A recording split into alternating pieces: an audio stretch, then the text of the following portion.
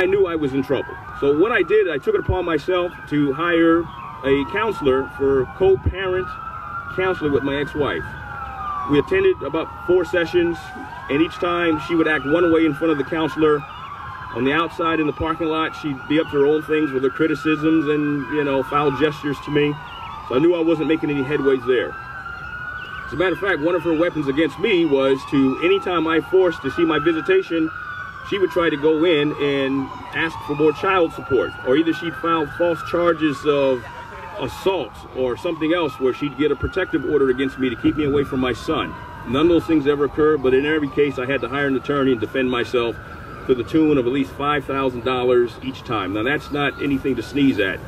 As a matter of fact, I've been spending on an average $5,000 to as high as $30,000 some years filing court petitions, hiring attorneys, defending myself when my wife filed a frivolous charge. Many times she didn't show up, was never punished for her false charges. But it got to be very costly. Not only that, when we'd go in and talk about financial support, the court ordered me to pay one amount, and I actually volunteered and paid 3 times what the court ordered. I had a very good income as a real estate developer. As you know, the real estate market was very, lucrative in the last 5 years or so. It was almost as if the courts held that against me. You know, the underlying tone was there's no way to be successful and a good dad at the same time, as though they were exclusively, they were just apart from each other. Money. You had money. Yeah, if I had money. You had money. I had money, yeah. I'm going to get to that in a minute. That's right, sir. I had money. But the courts saw me as almost like an open wallet. Matter of fact, my ex-wife used to describe me that way. Oh, Kenneth is very well at financial matters. He supports us well. As a matter of fact, what I did, I bought a house for my son and ex-wife to live in since I was in the business. And I mainly did it because I wanted to give stability to my son.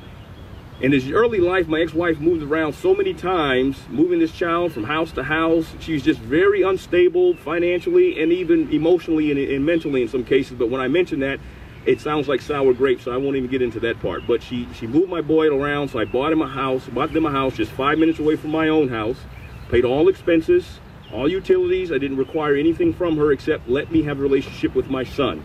She did not uphold her half of that part of the deal. As a matter of fact, some 3 years later, she went into court after talking to some Fairfax County court clerk who convinced her to file back child support against me to the tune of 4 years since I didn't pay her child support directly. That went to the court as well. At that point, my attorney, I was on my attorney number 3 by this time, he was really nervous that I might be made to pay back directly to my ex-wife child support in lieu of the house payments that I made. Well, this time the judge saw some, practical sense that what she was up to, and he threw it out. But that was a close call. But she tried 2 more times within the next 18 months. She finally, in the fall of 2006, in September, she filed a petition to get back child support against me. And the last time the judge threw it out.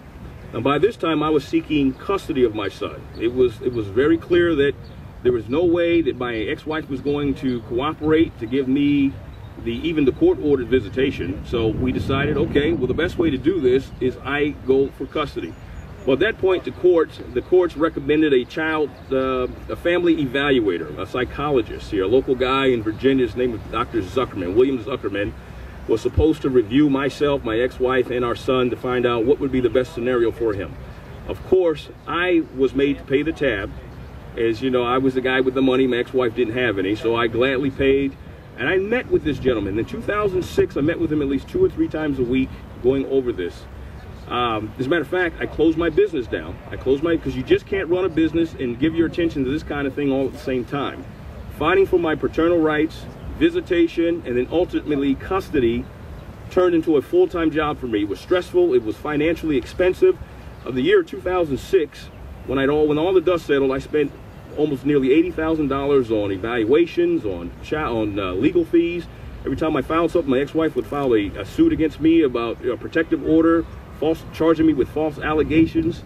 She never charged me of abusing my son, thank God, but she came up with every other excuse that I threatened to kill her and all these different things. And every time I had to go into court to defend myself. $80,000, and would you believe it, that the evaluator did not finish his report in time for our court hearing date in front of Judge Valentine. What did Judge Valentine do? Well, both attorneys, my attorney and my wife's attorney, agreed for a continuation. He threw it out. He threw it out saying that he's not going to work his schedule around the evaluator because the evaluator was late. That was my only choice. Throw it out and start over again, or have it heard right then when the report was not ready. It was mind-boggling. Went with that, and finally the stress mounted, and by that fall, I decided, listen, I've had enough. I'm ready to go on with my life, try to put things back together again. My finances were in just disrepair. It was amazing. After making such a great income and trying to care for my son, and the flip side of it, I ran the business out of my home, so I was always available. But yet my ex-wife would not let me see my son. January of 2007, with the stress mounting, I felt dizzy and I passed out for a split second. Checked myself into the hospital, found out I had a stroke. A TIA, it's a small stroke is what they call it. I'm a young guy, 44 years old, physically fit. I can still walk on my hands and do no hand flips, but I had a stroke. It was the stress. It was the stress of trying to get the custody of my son. I bought a house in a nice neighborhood for him. I had him registered in a private school, all in anticipation of getting custody of my boy so he can have the right, stable life, and was all down the drain. Here I was left in a financial bind, mounting stress. I had a stroke. Well, I checked myself into the hospital, and if things could get worse, they did. The hospital infected me with a staph infection, where I was hospitalized for another month, and it took me 7 more months to recover. There I was in 2007, spending most of my time in and out of the hospital, fighting off kidney failure. But guess what? I had another court date in May, because now my ex-wife was trying to move my son out of the state. I protested, but I couldn't be there, so I sent my attorney there. And what did Judge Valentine do? By this time, I'm in financial straits. I'm laying in the hospital. I'm out of money. I'm falling behind on the child support payments that I agreed to make, 3 times more than the court ordered me. So the judge takes away my visitation.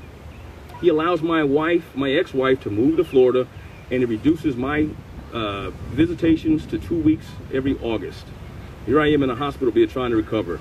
This is the same man who witnessed me for the previous 5 years in his courthouse, buy a house, pay all the expenses, try to get custody of my son, and he throws me and he takes away my visitation.